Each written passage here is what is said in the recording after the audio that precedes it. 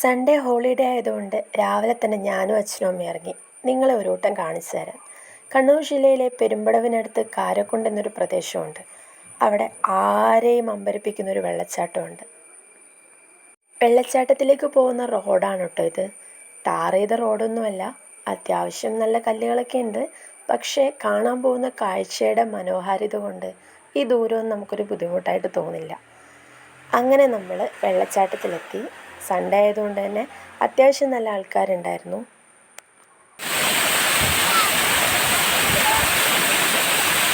മഴക്കാല യാത്രകളിൽ കാടും കാട്ടാറും നൽകുന്ന അനുഭൂതിയൊന്ന് വേറെ തന്നെയാണ്. ഉയരത്തിൽ നിന്ന് പാറക്കെട്ടിലേക്ക് വീണ് ചിതറുന്ന ജലത്തിൻ്റെ മാസ്മരികതയിൽ എന്തിനേയും തച്ചു തകർക്കാനുള്ള കരുത്ത് ഒളിപ്പിച്ചു വെച്ചിട്ടുണ്ട്. നിമിഷാർദ്ധം കൊണ്ടാകെ നനയ്ക്കുന്ന തൂവാനത്തിൽ അത്ര തന്നെ ആർദ്രതയും.